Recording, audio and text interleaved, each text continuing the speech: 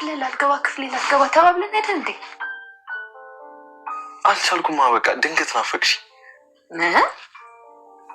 አዎ ከልቤ ነው ናፈቅሽ።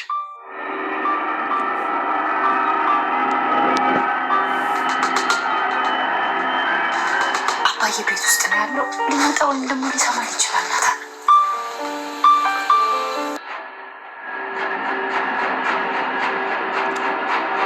ያደረገኝ እኔ እኮ ትናፍቀኛለህ። ደግሞ ስሜታችን በቃ ቤት ውስጥ ጸጥ ነዋል።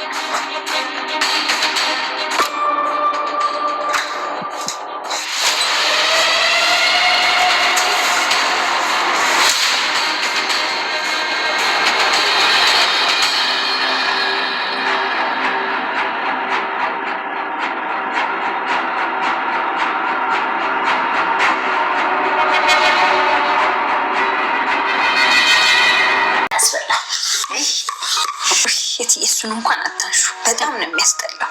ወይ አዎ ሰላምዬ፣ አንቺ ግን ትገርሚያለሽ።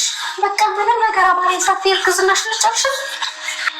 አይትዬ እኔ የሚያምረኝ ነገር እንዲሁ በቀላሉ የት ይገኛል ብለሽ ነው? ሰላምዬ በሞቴ ምን አማረሽ? ምን አማረኝ መሰለሽ? ይሄ እርሻ ላይ ያለ የለም ይሄ ቀዩ አፈር፣ እሱ ነው ያማረኝ። ሰላምዬ ያንቺ ደግሞ የተለየ ነው። እኔ ዋየን አርግሽ 6ኛ ወሬ አካባቢ መሰለኝ ምን እንዳማረኝ አጠይቂ።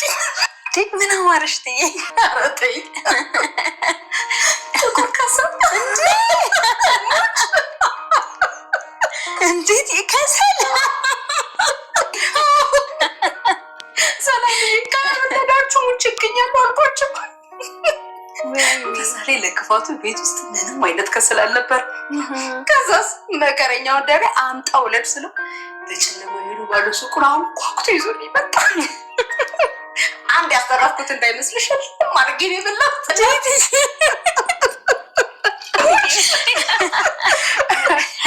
ለነገሩ ትዬ እኔ ራሱ አሁን አፈሩን ባገኝ እኔ ራሱን ማስቀረው አይመስለኝም። ሁለት አለም ችግር አለ ሰላምዬ፣ ለምን ውሃን አንለካት? ስትክለፈለፍ ነው ይዛልሽ የምትመጣው። እውነት ልላካት እሱ ያለ ደረጃ ያለ እዚህ እባክህን መገናኘት የለብንም ስትለው ነበረ። እና ደረጃ ቆይ ስለምንድን ነው የምታወሩት? የሰማሁት ነገር ምንድን ነው? ናታን ንገረኝ እንጂ ዳጣ እያሉ ጠየቃቸው። እና ሁለቱም እጅግ በጣም ደነገጡ። ናታን ስለምንም ናፍቀሽኛል ምናምን የምትሉ ነገር ምንድን ነው የሰማሁት ነገር? እስቲ ንገሩኝ ብሎ ጠየቃቸው። አባዬ አይ እንደዛ እኮ አይደለም፣ አንድ መጽሐፍ ወስጄ ነበረ እሱን ለመውሰድ ፈልጎ መጥቶ ነው እና ሌላ ቦታ ነበር እኔ ያስቀመጥኩ ብላ ዳጣ ውሸቷን ማውራት ጀመረች። ደረጀ አይ የሰማሁት ግን እንደዛ አይደለም፣ ስለምን ነበር ስታወሩ የነበረው ብሎ አፋጠጣቸው። እና ደረጀ በጣም ደነገጠ። ናታን በጣም የሚያወራው ነገር ጠፋባት። ናታን ምንድነው? ምክንያቱም ደጋግሞ ጠይቆት ነበር እና ትዳር ትፈልጋለህ ብሎ ሳናግረው ነበር። በአንተና በዳጣ መሀል ምን አለ ብሎ ስጠይቅ ምንም ነገር እንደሌለ ነበረ የነገረው ማለት ነው። በዛ የተነሳ ምን እየተፈጠረ ነው? እዚህ ምን እያደረጋችሁ ነው ሁለታችሁም አንድ ላይ ብሎ ጠየቃቸው። እና ናታን ምንድነው እየሰማዋለ ብሎ ስጠይቅ አይ አባዬ ምንም ነገር የለም፣ አይ እንደጋጣሚ ዳጣን ላገኛት መጥቼ ነው እንጂ ሌላ ምንም የተፈጠረ ነገር የለም ብሎ ይነግረዋል። ነገር ግን ደረጀ በጭራሽ ምንም አልተዋጠልኝም፣ ነገር ግን እባክህ አውጣ፣ እዚህ ባትመላለስ ክፍል ውስጥ ሌላ ቦታ ማውራት እኮ ትችላለች፣ ግዴታ አንድ መኝታ ቤት ውስጥ መሆን አይጠበቅባቸውም እያላቸው ነበር። ናታን እሺ አባዬ አጥፍቻለሁ፣ ይቅርታ፣ ግን እዚህ መገኘት አልነበረብኝም፣ ነገር ግን ዳጣን አንድ ነገር ለጠይቅ ፈልጌ ነው የመጣሁት ብሎ ነገረው። ደረጀ በጭራሽ አላመናቸው ማለት ነው። ዳጣም በጣም ደንግጣ ነበር። ተከንደ ትንሽ ተያይዘን ነበር፣ ናፍቀሽኝ ነበር እኮ የመጣሁት እያላት ነበር። ቢሆንም ራሳችን መቆጣጠር አለብን፣ ቤት ውስጥ እያሉ መገናኘት አልነበረብን እያለችው ነበር። አዎ በርግጥ ተሰርቻለሁ፣ በቃ ውጭ እንገናኛለን፣ አሁን ትወጫለሽ እያለት ነበር። አዎ እሺ ወጣለትና እንግዲህ አባዬ እኔ ነግሬክ ነበር እነሱ ተደብቆ ሌላ ነገር ነው የሚያደርጉት ብላ ነገሮቹን ለማቀጣጠል ስትሞክር ደረጀ ዝም በይ ውጪ ከዚህ ብሎ እሷንም ያባራል ማለት ነው። ኢሜ ስልክ ስታወራ ዳጣ ተደብቃ እያዳመጠችው ነበር እና ያሰበችው ነገር ስላልተሳካላትም እንደውም መኪና ውስጥ ተደብቃ እንደነበረው ትደርስበታለች። ለደረጀ ሁሉ ነገር ትነግረዋለች ዳጣ ማለት ነው። ኢሜ እንግዲህ አርጁን በድጋሚ አርጁን ናፍቀሽኛል ብሎ ቢነግራትም እሷ ግን ምንም ነገር ያንተ ፍቅር አይገባኝም፣ ትሰማኛለህ አትደውል ብያለሁ ብላ ስታስጨንቅ ነበር። እና እንዴት ነው ተሳካልሽ እንዴ ሰራልሽ ብሎ ስጠይቃት አዎ ሰርቶልኛል እያለች ስታወራ ነበር። ሰላምዬና ማርታ በጣም ደስተኛ ነበር። የእርግዝና እያወሩ ነበር። ከናታን ጋር ስታወራ ነበር። እና እንዴት ነው ፍቅር ምናምን ብላ እየጠየቀች አምሮብሃል ስትለው ነበር። ነገር ግን እና ምንድነው እርግዝና እንዴት ነው ምናምን ደግሞ ይሻላል እያለት ነበር። እና ስለ አባቱ ያው ናታን ነው አባቱ እያለች ነው። አባቱ ማን እንደሆነ እኔ ብቻ ነኝ የማውቀው እያለችው ነበር። እና እንደ አጋጣሚ ኢሜት እናደድና ትመጣና ስለምን ነበር ስታወሩ ነበረ? እኔ ስመጣ ወሬ ቀየራችሁ አይደለም እያለች ማፋጠጥ ጀመር። አርጁ እንግዲህ ኢሜል ለማግኘት ወደ እነሱ ቤት ይሄዳል። ነገር ግን ከኢሜል ልታለ ፍቅር ይዞታል። ነገር ግን እሷ ከሰውም አትቆጥሮ በጭራሽ አትወደውም ማለት ነው። ጥሪልኝ እያላት ለምንድን ነው የምጠራልኝ? ለምፈለግ አንተ ገብታ አጠራም ራስህ ስትለው አይ ናፍቀኛለች ላያት እፈልጋለሁ ጥሪልኝ ናታን። እና አዎ ናታን ስለምን ያስረገዝካት አንተ ነው? ምክንያቱም አባዬ አላስረገዘም ከአባዬ ጋር አወራችሁ በሙሉ ሰምቻለሁ ብላ እየነገረች እሺ ከአባዬ ጋር ያወራሁት ምንድነው ንገረኝ እያለቻት ነበር። የሚያመሻል አዎ ከአባዬ ከሆነና ከአንተን ያረገዘች ምክንያቱም ወንድ አንተና አባዬ ብቻ ናቸው እዚህ ያላችሁ ብላ ፈረጥ አደረገችው። አንቺ አብድሻል፣ ጤነኛ ነሽ እንዴ? ቆይ ምንድነው ችግርሽ? ምንድነው? አንዴ ዳጣ አንዴ ሰላም፣ ምንድነው የምትፈልጊ ከኔ? ከህይወቴ ውጭ በቃ ተይኝ። ተቀንሽ አባዬና የዚህ ባይኖሩ እኔ አይንሽን ዞር ብዬ አላይሽም ነበር። ታዲያ ተኛ አይንን ጨፍን ከፈለክ እያለችው ነበር። በጣም ተናዳ ነበር። እና እሷ የምትፈልገው ነገር ካልሆነ በስተቀር በቃ አንቺ ያልሽው ነገር ነው አይደለ ሁሉ ነገር የሚሆነው ግን ይመስለኛል። አይ አንቺማ ጤነኛ አትመስኝም እያላት ነበር።